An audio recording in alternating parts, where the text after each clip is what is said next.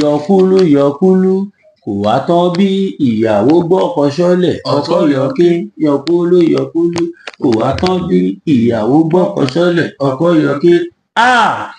Ọmọ káàárọ̀ oòjíire ọmọ Yorùbá,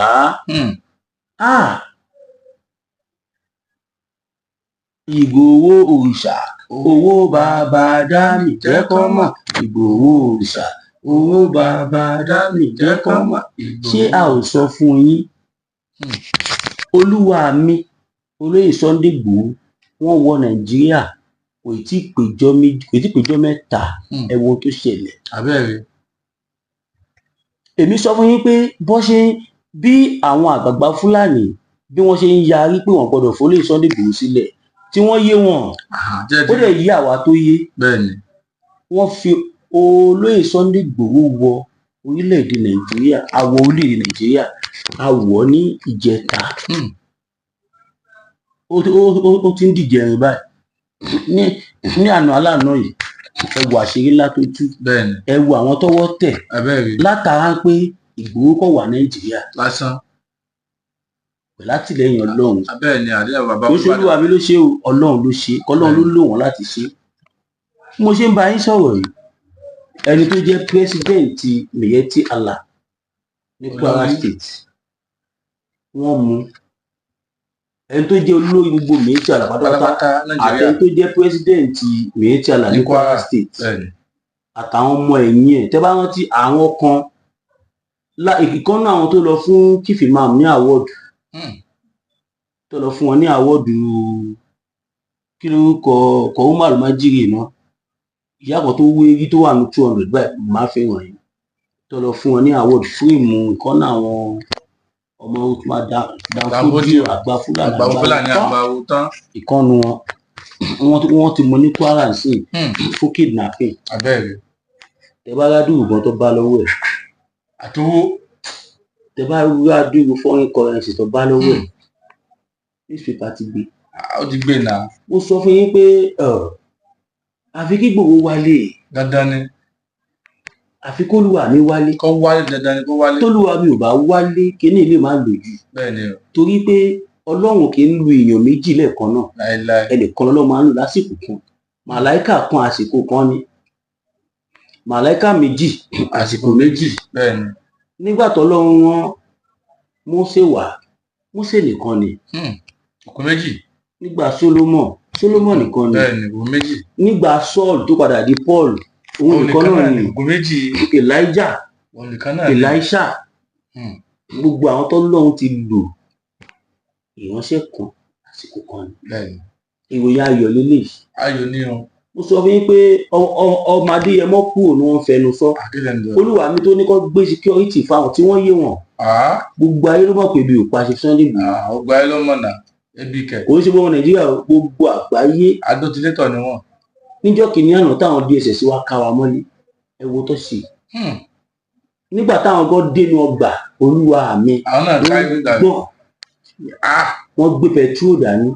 Ìjọba Buhari ní kó dáná sun gbogbo nǹkan tó bá ń bẹ̀rẹ̀ Buhari ní púpọ̀ ìkàyà torí pé Ọlọ́run di lọ́wọ́, torí pé olóyè Sunday Igboho jẹ́ kó pa ọmọ Yorùbá tán, torí Buhari ní olóyè gbogbo Fúlàní all over the world tẹ́bà mọ̀ kẹmọ̀ níṣẹ́. Òun the most senior futajalon fáwọn Fúlàní. Senior futajalon abẹ́rẹ́. Number 1 lásìkò ẹ̀yẹn. So gbogbo iṣẹ́ tó gbé fún ni pé ó gbọ́dọ̀ protect gbogbo Fúlàní. Wọ́n pààyàn ni o, wọ́n ń gé orí èèyàn ni o, níwọ̀n ìgbà tó ti jẹ́ pé wọ́n ṣe jihad. Bẹ́ẹ̀ni, àti gbọ́dọ̀ fẹ́ sọ Nàìjíríà di ìlú Fúlàní. Ó fẹ́ Islamize Nàìjíríà, ó dẹ̀ gbà fún Fúlàní. Bí wọ́n ṣe take over Sokoto, ṣé mọ̀ ni? Bẹ́ẹ̀ni náà. Sokoto wọ́n máa ń jọba ní Sokoto tẹ́lẹ̀. Ọba ọmọ jẹ̀nà, Haúsá ní Sokoto náà. Aṣọ Yorùbá ló ń wọ̀. Bẹ́ẹ̀ni. Ìran Yorùbá pọ̀ ní Sokoto. Dáadáa. Wọ́n ń jọba aládé, wọ́n jẹ gbogbo ẹ̀. Ó tún máa Danfodio olórí burúkú èèyàn. Kí ló ṣe? Ó dẹ̀ invade Sokoto, ó lo brain, ó lo àyíníke, ó lo àyínípadà fún wọn, ó lo kí ló máa ń pè kí ni náà, ó lo ọ̀pọ̀ lọ́wọ́ kì í máa rántí tí wọ́n rántí máa sọ, ó lò láti fi divide and rule divide and rule. ìgbà tó dé stage wá fẹ́ lo divide and conquer. ó ti rí pé bàbá olóyè Sunday Igboho wọn ò gbà kí Fúlàní máa pa àwọn ènìyàn. kí nìkan tó wá ṣe òun àti Màlàmí tí Ọlọ́run ò ní fèrè fún tí Ọlọ́run ò ní jẹ́ kó bọ́nu wà láti. wà ní kò ní bọ́nu wà àtọwà ẹ̀ wọn àtọmọ ẹ̀. wọ́n dèjọ tí mọ̀ wọ́n ní kó lọ parí Sunday Igboho mọ́. abẹ́rẹ́. wọn ò tún rí bàbá ẹ̀ pa wọ́n tún freeze àkáǹtì wọn. kí ló dé. nígbà tó Ọlọ́run tó máa gbèjà Olúwa mi nígbà tó dájọ́ yẹn tán wọ́n ní kó lọ fún wọn ní 20 billion. ìgbà tó rí tó wà nílé Olúwa mi wọ́n mọ̀ pé Olúwa mi ń ṣe lébe. àwọn ṣe lébe o. kí ni Màlàmí ṣe? Màlàmí sáré lọ sílẹ̀ Haúsá ó lọ gbé adájọ́ wá sí Ìbàdàn. abẹ́rẹ́. adájọ́ yẹn ni kó dájọ́ adájọ́ yẹn dẹ̀ nullify owó tán ní kó fún Olúwa mi. kẹ́lẹ̀ mọ̀ pé Olúwa mi ń ṣe jàǹdùkú wọ́n ń ṣe apààyàn wọ́n ń ṣe àfàdíyà wọ́n ń ṣe terrorist. nígbà tó Ọlọ́run máa fìyà jẹ Màlàmí the same terrorism tí olóyè Sunday Igboho ń tákù yìí òun náà ló tún padà fi mu. wọ́n ní sponsor àwọn Fúlàní tó pààyàn wọ́n ní ó ní link allegedly gbà tó investigate ẹ̀ ó ní link pẹ̀lú àwọn terrorist. káyọ̀ máa jì ìdí nìyẹn tó ṣe gbógun ti ṣe Sunday Igboho gbà. pẹ̀lú àwọn nǹkan tó ti bá nílé ẹ̀. torí àwọn ọmọ ẹ̀ làwọn tó lè Sunday Igboho ní pé kó má pààyàn. ṣé èèyàn bíi olóyè Sunday Igboho máa wá jọmọ Yorùbá wọn wá lajúlẹ̀ kẹ́yìn lórí burúkú kí ẹ máa pa àwọn wọn. àbẹ́mọ̀ pé ẹyọ kan ní gbogbo àwọn ọmọ Yorùbá ni. ẹyọ kan ní wà o. àwa kàn ń wẹ̀ ẹ̀yà tó fi tẹ̀ fi wá ṣẹlẹ̀ yà jókà ní gbogbo ọ̀nà. nísìnyí kọ́ ṣé náà ti rí pé Yorùbá ò kì í ṣe ẹgbẹ́ ẹ̀yà kankan. Yorùbá mọ̀ ni. àwa Yorùbá a ò kì í ṣe ẹgbẹ́ ẹ̀yà kankan. àwa ni what am I going to call it? àwa ni oríyìn fún gbogbo ilẹ̀ aláwọ̀ dúdú. pátápátá. bẹ́ẹ̀ni kí ló fà á tó fi jẹ́ pé Niger làwọn Fúlàní ti fẹ́ bẹ̀rẹ̀ wọ́n mọ̀ pé ìwọ̀n tó le láti kọ́ńkà tó dẹ̀ ṣe kọ́ńkà ní Yorùbá. láìláì wọ́n kọ́ka wa tì. wọ́n ti kógun wá alé wọn léré alé wọn tọkùn pé wọn afàpà sí pé wọn àjẹkó dá tí wọn mọ̀. àwọn baba ńlá baba wa wọ́n lé wọn kàbàkàbà. kàbàkàbà ni o. pa wọn bí ẹran àwọn baba ńlá baba wa. lé wọn kàbàkàbà ni o. dúró ó tún yá wọ́n tún padà lọ kógun wá ẹṣin ọfà oríṣiríṣi nǹkan ọjà. mo máa ń sọ wípé àwa Yorùbá Ọlọ́run fún wa ní nǹkan tó jù mọ́ lọ. dáadáa ni. bàbá táwọn Fúlàní ti ń lo Èkè látàrí àwọn baba ńlá baba látìgbà tí Èkè ti jáde làwọn Fúlàní ti ń lò. àkàwọ́ bàbá tí wàá kéde ṣàkàbùlà lọ nígbà pẹ̀lú ṣàkàbùlà wọn yẹn pẹ̀lú ilẹ̀ kó má dàbí pé wọn ò gbé ìbọn dání ní ṣàkàbùlà yẹn Yorùbá ò ní ìdìbọn láti jagun. we don't need. àwọn bàbá wa máa pàṣẹ fúnlẹ̀ báyìí àlànà gbé wọn dání. àwọn bàbá wa wọn á pe ìjìjà lè bẹ̀rẹ̀ sí ní jà. ilẹ̀ ń sọ yìí wọ́n á pe oyin mímọ́ tẹ́lẹ̀ bọ̀ lọ ní. wà á ní gbé ọmọ Yorùbá kankan àwọn ọ̀tá ní lọ gbé. nígbà tó tún wá gbogbo nǹkan yẹn kí ló wá ṣe wọ́n wá lọ strategize wọ́n wá lo ẹ̀sìn. abẹ́rẹ́. as a weapon. abẹ́rẹ́. Islam is a very good religion. ṣùgbọ́n àwọn tí wọ́n represent ẹ̀ àwọn tí wọ́n ń ṣe nílẹ̀ ti wà ọ̀pọ̀lọpọ̀ wọn 98% tí wọn oníjàgídíjàgan ni wọn. àwọn tó dá wà nù wọn o ṣùgbọ́n àwọn tó pọ̀ jù tó dominate nù wọn oníjàgídíjàgan ni wọn. so ìdí nìyẹn tó yẹ rí bẹ́ẹ̀. sáyìn tó máa fi mọ̀ pátó wa ó ní Nàìjíríà sí la wà nìyẹn Nàìjíríà sí la wà Olúwa mi gbá fẹ́ kódà ó kọjá wọn ni wọ́n ní. ó bẹ́ẹ̀ ni wọ́n ní o. ìjọ kèké mi kọ́kọ́ ń ja ayé ọmọ mọ́ọ̀t irú àwọn ọmọ tí àmọ́ mọ́ọ̀t àmọ́ mineral tẹ̀lé àmọ́ mọ́ mú torí mi wá ń dùn. ayé wa ń kún ni o. àmọ́ wáìnì àmọ́ gbogbo ẹ̀ à ń jẹ́ nǹkan tó ń wà nílé Olúwa mi olóyè Sunday Igboho ṣá. Olúwa mi nìyẹn o. loyalty kò kì í ṣe nǹkan tí èèyàn gbọ́dọ̀ fi ṣe ní. láíláí. if you are loyal tó bá ń tẹ̀lé yàn wà very very loyal. bẹ́ẹ̀ ni o. lára ẹ̀kọ́ tèmi kọ́ lọ́rọ̀ nǹkan tí mo kọ́ lẹ́yìn tí mo kọ́ lára Olúwa mi pọ̀ o ẹ̀kọ́ tó borí gbogbo ẹ̀jù ni loyalty Variety is the best. ẹ wo bàbá wa Ládọjà tí olúwa mi ò bá wà very very loyal sí wọn wọn ò ní dá sí i Abẹ́rẹ́. torí wọn kọ́ táwọn ṣe yìí, gbogbo Fúlàní ló máa dé ti àwọn Àwọn Fúlàní ni. wọ́n dẹ̀ ti dìde báyìí kàkà kí wọ́n wá ń tú wá rí nǹkan gidi mú lára wa Ọlọ́run tún wá ń tú àṣírí wọn ni. ń bọ̀ tó àti irun síta ni o. Can you imagine? Ọlọ́run tí wàá ṣe wọn ni kí bàbá mi lè sọ nígbòho tó wọ Nàìjíríà ó dẹ̀ mélòó tí wọ́n mú ẹni tó jẹ́ pírẹsidẹ́ǹtì àwọn Fúlàní terrorist. Miyetti Allah tẹ́rí tó ń ṣe wọ́n fi Miyetti Allah bójú ni Abẹ́rẹ́. they are all Ọ̀daràn ni wọ́n. terrorists Bẹ́ẹ̀ni. ọ̀daràn ni wọ́n Ọ̀daràn ni wọ́n. apààyàn ni wọ́n kẹwo bí àṣírí wọn ṣe tú lẹ́yìn tẹ́bà tí rí píkṣọ̀ yẹn òun rè so píkṣọ̀ yẹn rè ó lè dúdú ẹ lè má dùn ẹ má wọ kẹ má dùn eré ṣe owó tó bá lọ́wọ́ ẹ̀ àpọ̀lẹ̀ máa ń ṣọ́ àwọn irinṣẹ́ tó bá lọ́wọ́ ẹ̀ oríṣiríṣi ìbọn ni wọ́n gbọ́ ọba lọ́wọ́ ẹ̀ wọ́n mú ẹ wá sọ fún mi olóòṣèlú ní gbogbo wọlé ìjọ méjì gbogbo kọ́ bẹ́ẹ̀ ti sáré ṣẹlẹ̀ òun láyé sọ fún yín pé ẹni tó bá tó ṣe ogun wọn nìkan já fi rán ẹ má jà fi rán ẹni tí ò bá tó ṣe é jẹ́ Bọ̀sírù. ṣé ẹ̀yin náà ti rí sí pé ó yàtọ̀ ẹ wá dúró tó bá lọ́wọ́ ẹ̀ foreign currency tó bá ṣiṣẹ́ foreign currency sí ó lé ní 300 million tí wọ́n bá lọ́wọ́ ẹ̀ jù bẹ́ẹ̀ lọ tí kò bá ti pàṣírí tú báwo la ti fẹ́ mọ̀ Abẹ́rẹ́. tọ́lọ́mù bá lórí àwọn ìlú bàbá olóyè Sunday Igboho tó dúró pèsè mo sọ fún yín mo ní tó lè Sunday Igboho bá dé ẹ lè gbọ́ kìkàpínì Láéláé. ẹ lè gbọ́ ìjínigbé mọ́ Níbo. láti bàtà ti wọlé sí i kàkà ká gbọ́pọ̀ jíyàn gbé ọwọ́ ń tẹ̀wọ̀n Àwọn tẹ̀wọ́n ni o. Àti wọ́n tún sí ojúmọ́ ni o. à ń gbọ́ intel pé gbogbo àwọn Fúlàní ti stop iṣẹ́ ní South West bóyá torí Kwara dẹ́jẹ̀ North Central gẹ́gẹ́ bí kò sọ tó yà mọ́ pé ilẹ̀ Yorùbá ní Kwara tọ́lọ́ yẹn máa gbà padà fún wa láìpẹ́. Àṣẹ. now kẹjẹ kí n kà nǹkan tí wọ́n kọ sí bíbá kó má dára bíi pé iye kí wọ́n wá ti pọ̀ jù wọ́n ní photo of Miyetti Allah president and 2 others Bẹ́ẹ̀ni. arrested for aiding kidnapping and banditry in Kwara State.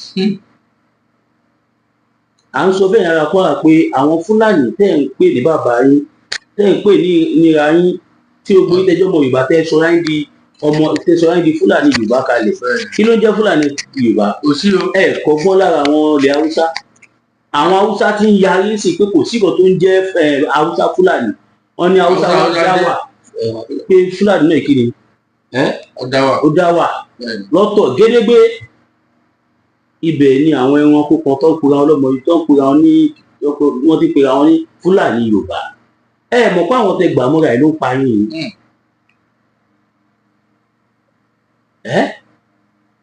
báwo ni Sùúrù Gàmbàrí Fúlàní ṣe máa jẹ́ olórí Kwara Abẹ́rẹ́. Ṣé ẹ kó bọ́ ilẹ̀ sí Yorùbá Ṣé ẹ kó rí bẹ́ẹ̀? ó ṣe débi pé ó tún fìyà jẹ ọba ilẹ̀ Yorùbá kan tó yẹ kó fún àyẹn sálá ládàkí abẹ́ àdúgbò tó ti yẹ sí Ìbàjẹ́ bàbá yẹn. ọba jẹba àmọ́ kì í bó pẹ́ bóyá Sùúrù Gàmbàrí máa fi ẹ̀sìn kúrò Ẹ̀sìn ni ẹ̀sìn gidi. ìyèdégúró ó ti jáde yìí Ẹ̀kú ti jáde náà. àbí kò jáde Kò ṣe. kí ló wá ti yẹ pé kó jáde yẹn ní ọ̀pá ni Ndo. A ní òun lè dún. ẹ ti ya wòye ẹ máa gbọ́ wọ́n ní security force in Kwara State have arrested 3 senior members of Miyetti Allah Cattle Breeder Association of Nigeria MACBAN. wọ́n pè ní wọ́n lo abbreviation wọn ká sì má bàa tún pé Miyetti Allah lọ sọ Miyetti Allah ni Miyetti Allah ni ẹ máa gbọ́ o including the state chairman Idris Abubakar over alleged involvement in kidnapping and support for armed terrorist Fulani terrorist group. The suspects, all said to be over 60 years old, were apprehended during a coordinated security operation following intelligence reports linking them to series of abduction across communities and major highway in the state ní Kwara State. ẹ̀gbọ́n À ń sọ fún yín pé àwọn olóyìn burúkú náà tẹ̀ ń bá tó yìí gbọ́. àwọn olùṣèlú tó dìgbà tó bá pa ogbó yín tán kí ojú yín tó là. Ó dìgbà tó bá pa àwọn ọmọ yín tán tó bá pọ̀ ìfara yín tán ẹgbẹ́ dán mọ̀tọ́ kò dẹ́ ẹgbẹ́ mọ̀tọ́ ẹ̀ mọ̀tọ́ tí wọ́n àpò tí ń báyé iṣẹ́ àtẹnujẹ. nǹkan tó ń ṣe gan ni pé táwọn bá tú àṣírí wọn sì yìí àṣírí Islam ti tú ọ̀tọ̀ọ̀tọ̀ ní Islam lẹ́kùn tẹ́ làbẹ́ ẹ̀yin ò ṣe Islam tí Islam tẹ̀ ṣe yẹn Islam tẹ̀ ń ṣe tẹ̀ ń fàbò sí tí ẹ̀ lè so tọ̀rọ̀ tẹ̀ lè tako Sùlùgàmbàrí tẹ̀ lè tako àwọn yòókù ẹ̀ kẹ́ pariwo lé wọn pa àwọn ọmọ yín pa wá kò sẹ́tọ́ bìrì ní Kwara kò lọ para Sùlùgàmbàrí. wọn bá pa àwọn fámìlì yín tán ọkàn yín torí ẹ̀yin lẹ́mọ́ ìjọba àwọn ẹni gan wà ìbọn mú kí kú oríire olóò Ìgbòho dé ìrọ̀rùn dé ọ̀hún dé o. tí ó bá ti polówó àmì tó di ṣé wọ́n lè má wọ̀n yẹn ni wọn lè mú wọn là. tí ó bá ti pa àwọn ọmọ Yorùbá yìí àwọn ẹni bí èèyàn wọn ò ní sọ síta gan wọn ò ní gbé ìròyìn gan ò gbé lẹ́yìn ìgbà táwa sọ síta ni wọ́n bẹ̀rẹ̀ sí ní post ẹ̀ kiri. Ẹ wo new promoted army officer tó ṣe promote torí pé kò ṣe Fúlàní ọmọ padà ọmọ wọn padà ó ti pẹ́ táwọn gbèrè ti ń pa àwọn bàbá wa wọ́n wá ní ọ̀nà sójà rí. torí lọ́pẹ́ náà mú ipa náà kó ìpọn náà nìyẹn. ẹ̀hẹ́n náà torí pé ọmọ yẹn ń pa àwọn tó. first female jet fighter pilot ọ̀padànù. ẹ máa gbọ́ o. According to security source, preliminary investigation indicates that the arrested individual alleged facilitated several kidnapping operations and provided logistical and financial support to Fulani criminal network operating within and around Kwara State. Authority further revealed that the detained military leader are suspected of maintaining close ties with armed gang, which is Fulani terrorists, responsible for widespread kidnapping and contributing to the growing insecurity in the region. Can you imagine? Tó máa ń sọ lọ sọ́bọ̀n sí wọn á ní wọn fẹ́ gọ́gbọ̀n yẹn mọ́ pé wọn ló ń pa àwọn tí wọn lè káwé lé ní mọ́ pé gbogbo gáyà làwọn Fúlàní lò.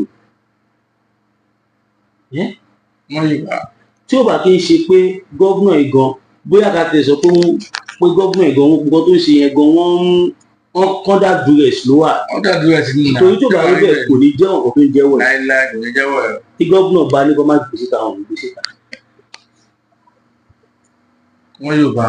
Wọ́n ní authority order review ṣùgbọ́n tó mọ̀ sí pé gọ́vùnà gan ti ń jára ẹ̀ báyìí.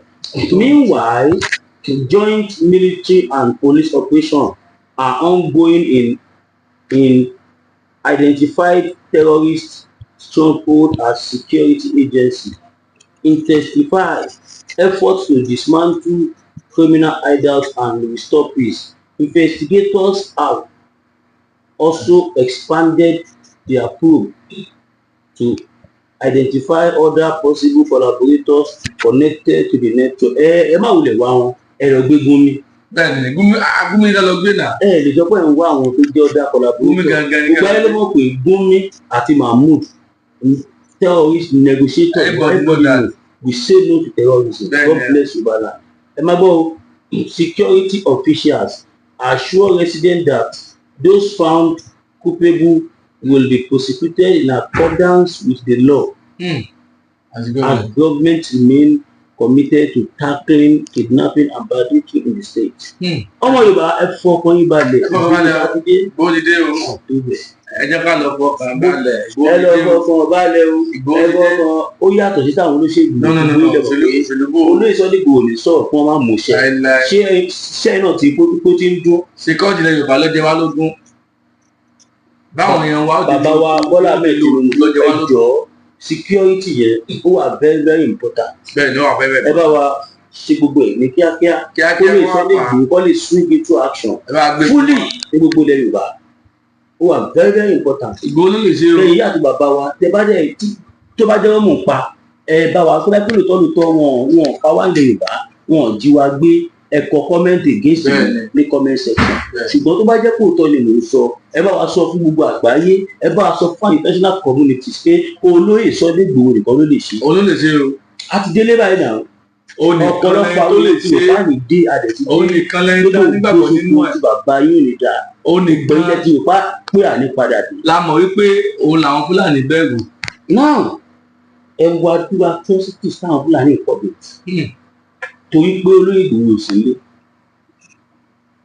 security ilẹ̀ Yorùbá òun ló wà lójú ọpọ́n báyìí. òun náà dọ́gbọ́n o. security ilẹ̀ Yorùbá ó wà very very important. Exactly. gbogbo ilẹ̀ mọ̀ pé tó lóyè Sunday Igboho tó bá rí zoom security sí ẹ ní gbọ́ kidnapping kọ̀ọ̀kan mọ́lẹ̀ yìí. láì ẹ gbọ́ ẹ jẹ́ àgbọ́. orúkọ yẹn nìkan gan ń fọ́ wọn lórí wọn lọ. ẹ gbọ́ngàn tí Sálíù sọ ni tẹ́wà mi tó jẹ́ Sálíù. bá gbọ́ wọn lọ. tẹ́ bá bínú bíbélì wa ṣe dúdú torí pé àtàn àwọn náà yẹn torí jẹjẹrẹtọ̀ tá à ń lò ibi táwa wà kò ní síbi tí jẹnẹrétọ̀ ńlá wà so ohun tó fà á nìyẹn torí tí wàá gbọ́n ètò jẹnẹrétọ̀ pé balẹ̀ láì ṣe kọ́tà ń ṣe ìjọba mánéjì ẹ̀ tó bá fi máa tó ọ̀sẹ̀ tó ń bọ̀ àti máa ṣe standard studio tó a ti dé o àti fúlì wọn tó bẹ́ẹ̀. gbọ́dọ̀ kí lè fi ṣeré. gbogbo ìgbà kìíní ó sì wà ilẹ̀ Yorùbá ó ti dé digbídigbí. ọmọ Yorùbá tẹ bá máa dún nǹkan tó ń ṣẹlẹ̀ ilẹ̀ Yorùbá tí wọ́n ń bẹ́rì tí àwọn èyí tí àwọn òròlè gbé síta fọkùnrin balẹ̀ ìyẹn kò ti dé. Ìgbòho òòṣà owó bàbá dámì jẹ́ kó mọ̀ Ìgbòho òòṣà owó bàbá dámì jẹ́ kó mọ̀ Ìgbòho òòṣà owó bàbá dámì jẹ́ ṣé o pé bàbá wa Tinubu gọ̀ ni bàbá Tinubu náà mọ̀ pa àwọn àbí òun nífẹ̀ẹ́ àwọn bàbá lè máa mọ̀ tẹ́lẹ̀ bọ́ wọ́n ti mọ̀ báyìí wọ́n ti mọ̀ kò dẹ̀ sí kò méjì tó ń ṣe ni pé wọ́n fẹ́ bàjọba bàbá Tinubu jẹ́ wọ́n bàjẹ́ ni o so that wọ́n á lè jọ bàbá Tinubu ìṣẹ̀tì máa bí kan náà èèyàn wọ́n á lè take over ọmọ Yorùbá ẹ̀ ká jára wa. ká jára wa ni o ká jára wa. lásìkò tá a wà ilẹ̀ Yorùbá ó ṣe kókó ó ṣe pàtàkì ẹni tí ó bá wà láyé ló máa ń gborílẹ̀-èdè tí security bá wà activated yes ó wà pa automatically a ti wà nínú Yorùbá nation nìyẹn in 50% tàbí 70%. mo mọ̀ pé níṣẹ́ báyìí tí security bá bẹ̀rẹ̀ tí gbogbo ẹ lọ tó lọ létòlétò àwọn Fúlàní ara wọn ò ní gbà. àwọn ò ní gbà o. kẹlọkọlẹ north ló máa ń kọ́ break up torí pé olórí burúkú ni wọn ẹ̀yìn mẹ́rin bàbá Tinubu á pàṣẹ Fúlàní náà máa pàṣẹ pé láéláé. bó ní ṣe wẹ̀ kí ló dé. ìlú wo ni state governor ló ti ń bá terrorist bẹ̀bẹ̀ pé kí ẹjọ́ máa wọn lẹ́wọ̀n. possible náà yóò wò ní. káwọn túgbà tó ń láwọn òyìn tí wọ́n máa gbọ́ lọ gbọ́gbọ́ ìfẹ́tàn Boko Haram ìfẹ́tàn terrorist ìfẹ́tàn kò sí kan tó ń jọmọ́ bẹ́ẹ̀ kò tí ẹ̀ níṣẹ̀lẹ̀ mọ́ sí. tó bá ṣe ìlànà àwa lè sọ ilẹ̀ Haúsá òkè kan wá ọmọ Yorùbá làwà àkàwọn bàbá wa látòrí bàbá wa ọba Olúbàdàn ọba Rashidi Gbadewọlù kábíyèsí o. àdébìlà àwọn ọba o. ká tí ń lọ́ba ńlẹ̀ Yorùbá eléyìí yàtọ̀. adé pẹ́ lórí ọba. eléyìí yàtọ̀ bóyá torí pé wọ́n wá jẹ́ bàbá olóyè Sunday Igboho ni o. torí tẹ bá wù dára náà ìgbà tó yọ wọn lákòókò ẹ̀ tó ìgbà tó wà gbọ́dọ̀ tó yọ wọn torí orí òótọ́ tó wà wọn náà ò lè máa pín security vote pẹ̀lẹ́ anybody ní security àwọn ò tiẹ̀ fẹ́ rí ẹ jẹ́ káwọn gbogbo tó bá yẹ kó lọ ẹ jẹ́ kó máa lọ bẹ̀ ṣùgbọ́n àwọn kan dúró pé láéláé wọ́n gbọ́dọ̀ máa pín sí méjì tó máa fún àwọn tí káwọn náà máa gbà tí wọn tó wọ́n ṣe nìyẹn o owó ọmọ àlù sí ni torí pé wọn gbà láti ṣe owó ìlú kùmọ̀kùmọ̀ àwọn alágbára ọba dídí wọ̀ bú à ń kù kí ló ṣe ó yọ ọba wa lágbèjà ìlú òótọ́ bàbá wa tó di Olúbàdàn nísìn ẹgbọ́n ló ti bẹ̀rẹ̀ òótọ́ ṣùgbọ́n lásìkò ojú dúdú gbà yẹn ni o lásìkò yìí ìwọ gọ́vnà president tó bá lọ fẹ́ yọ bàbá Ládọjà kúrò lọ́ba ó máa sọ nǹkan wàá sọ ẹ̀ṣẹ̀ tọmọ Yorùbá ṣẹ̀. bẹ́ẹ̀ ni o wàá sọ ni o.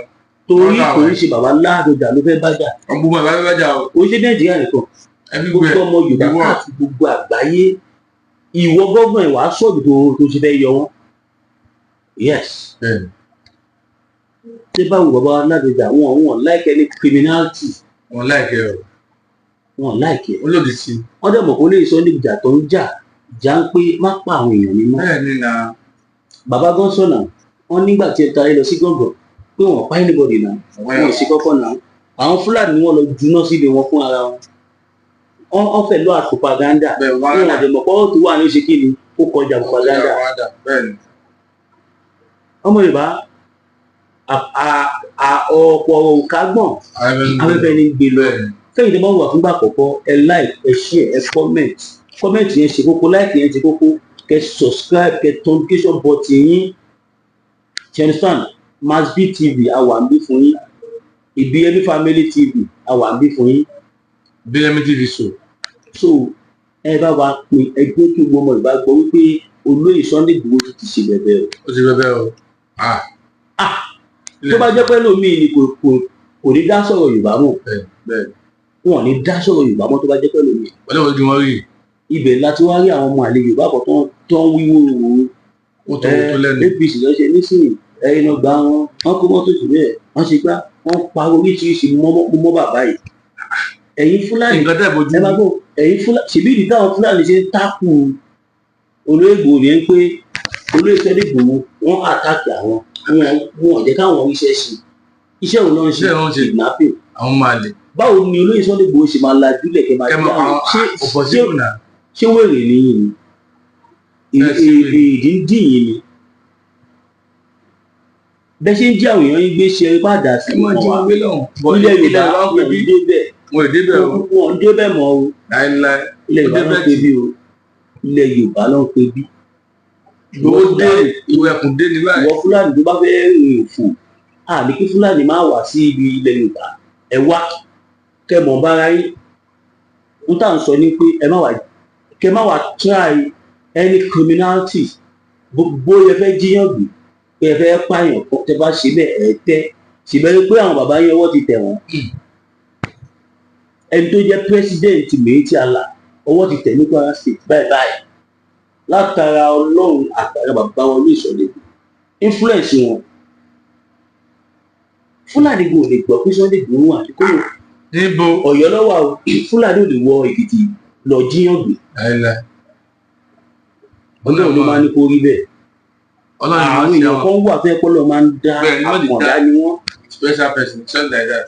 gbogbo alamọ̀ ó lè Sunday Igboho ṣe tó lọ pa tábà ní nǹkan máa jẹ lọ ń wá Kwara State Kwara kan náà yìí wọ́n ti mú Sẹ́ríkì kan náà yìí tó dájọ́ kú fún conspiracy tó wà tọ àwọn ọmọdé tó ń jí àwọn èèyàn gbé nígbà tá a lé Sálíù kúrò lọ́yọ̀ tẹ́yìn Kwara wà gbà mọ́ra ṣé mo tẹ̀ sí i fúnra yín lẹ pé kidnapping fúnra yín lẹ pé kidnapping náà fúnra wọn ni gbogbo tó ṣẹlẹ̀ sí ní Kwara ẹ má complain tó bá ń ṣe kí bàbá olè Sunday Igboho jẹ́ èèyàn dáadáa wọn ò ní dá sọ̀rọ̀ yìí pàápàá tó bá dé dá sí kí ló fẹ́ ṣẹlẹ̀ kí ló fẹ́ ṣe fún wọn ẹ̀bẹ̀ náà wà fáyín tí wọ́n gbowó lọ́wọ́ yìí ẹ sọ Kùránì kalẹ̀ ṣé Miyetti Allah tí ọwọ́ tẹ̀lé sí ṣé Kùránì lè wò inú ẹ má jà máa tọra wa nà mo wo fídíò àpá kan wọ́n pe àpá yẹn ní Jackman ibẹ̀ ni mo ti wáyé pé àpá Jackman yìí kìyàn dáadáa ni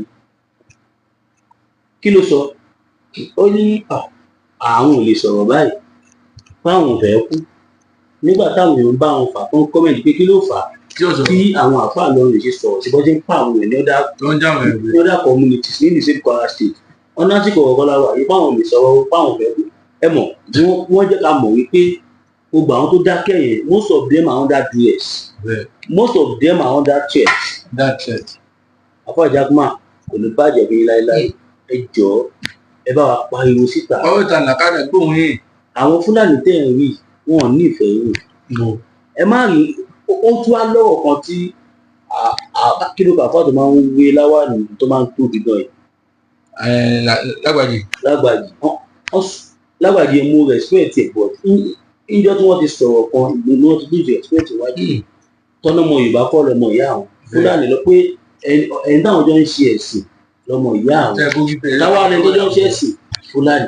ṣe káwọn yẹ́ra àwùjọ ọmọ Yorùbá dáná lẹ́ẹ̀kan sí orúkọ mi ò yí padà Williams Olúwatósìn ọmọ Ògúnbíyì lórúkọ mi kẹ́yìn lọ́wọ́ gbé polówó ọjà fún mi èmi ni mo sọ ọ́ gbé polówó ọjà fún mi tàbí anything kẹ́pẹ́ mi sórí +229 lóòótọ́ mo ti wà Naija but nọ́mbà kúkúrú àwọn èèyàn ti mọ̀ mí sí gan-an mo máa tó announce nọ́mbà tí màá máa di but for now +229 01 57 74 79 70 +229 57 74 79 70 tàbí 081 76 03 42 16 081 76 03 42 16 nọ́mbà mi nìyẹn WhatsApp only ni o tẹ́ bá gbé polówó ọjà fún mi ẹ pè mí sórí ẹ̀. Once again, my name is Williams Olúwatósìn ọmọ Ògúnbíyì aka mass lawyer for the bad leaders aka mass lawyer for the good leaders aka alongomasika ojú àgbúrò àkóni gbọdọ àlẹ ilẹ̀ Yorùbá ní kíákíá ẹ bá wa kí àwọn ará lè kalẹ̀. a kí ẹ̀yin wa nílé lóko lájò níbi ìjọba ti ń wò wá ẹ ṣe tẹ́ ẹ dákun wá lórí ètò adúpẹ́ lọ́wọ́ yín o àmọ́ lóore o ojú tẹ̀bí wò lójú òní fọ́ bẹ́ẹ̀ ni tẹ̀bí gbọ́ wa etí náà ní di o ọwọ́ tẹ̀yẹ bá wa pín ètò yìí tóbi lọ dáadáa ẹni bá wọn náà gbọmọ sí o abẹ́yìn ni ẹ bá wa wò tó wa o ọkọ̀ tèmi ò yí padà Ìgbéyẹmí Ọláìtàn tí wọ́n mọ̀ sí Ìgbéyẹmí TV show ni mò ń jẹ́ o lórí YouTube channel mi ṣẹ́dígbọ́ abẹ́yìn ni àwọ̀yìn ni ẹ bá wa subscribe lórí YouTube channel wa Masbi TV Ìgbéyẹmí TV show ẹ bá wa subscribe ẹ bá wa comment nǹkan tá a bá ṣe tó bá kù dé ẹ jẹ́ ká rí lábẹ́ comment yín ṣẹ́dígbọ́ kò sí bí orí ó ṣe mì àbí èèyàn ṣe rìn tó yóò ní mì ṣẹ́dígbọ́ àwa náà àti lè dá ṣe àgbàsọwọ́ náà ni lórí ọ̀rọ̀ tiwa àti lórí ọ̀rọ̀ bàbá wa Ìgbòho ṣá àgbàsọwọ́ làbẹ́ sàn ya o ẹ jẹ́ ká gbáwò tí bàbá Ìgbòho ṣá o Ìgbòho dé ìwé ẹrù bẹ́ẹ̀ ni ìwé àná ẹ ṣe gan ni. God bless you.